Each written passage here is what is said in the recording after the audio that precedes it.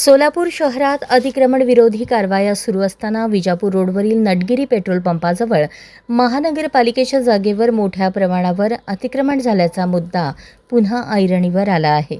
अनेक वर्षांपासून या ठिकाणी अनधिकृत दुकाने थाटली गेली असून काही अवैध व्यवसायही सुरू असल्याचा आरोप स्थानिकांकडून केला जात आहे. अतिक्रमण विभागाचे या गंभीर प्रकाराकडे दुर्लक्ष होत असल्याची नागरिकांची तक्रार आहे. या अतिक्रमणामुळे नागरिकांना ये-जा करताना मोठा त्रास सहन करावा लागत असून वाहतुकीलाही अडथळे निर्माण होत आहेत. रात्रीच्या वेळी येथे मद्यपींचा वावर वाढत असल्याने महिलांच्या सुरक्षिततेचाही प्रश्न निर्माण झाला आहे.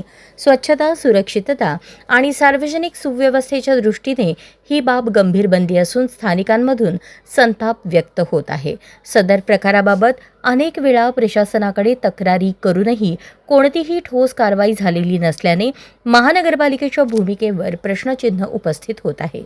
शहरात काही ठिकाणीच अतिक्रमण कारवाई होत असून या ठिकाणच्या अतिक्रमणावर कारवाई कधी होणार असा सवाल नागरिकांमधून उपस्थित केला जात आहे. मी महेश सूर्यवान काशीद विजापूरवर राहणार. तिथे अतिक्रमण सध्या भरपूर चालू आहे.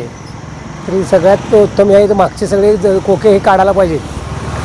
विजापूर रोड पूर्ण अतिक्रमणाने भरलेला आहे.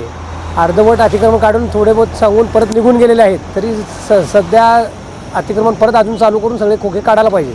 त्याचा त्रास सगळ्या नागरिकांना होतो. त्यामुळं जास्तीत जास्त लवकरात लवकर जेवढं काढता येईल तेवढं काढून टाकावे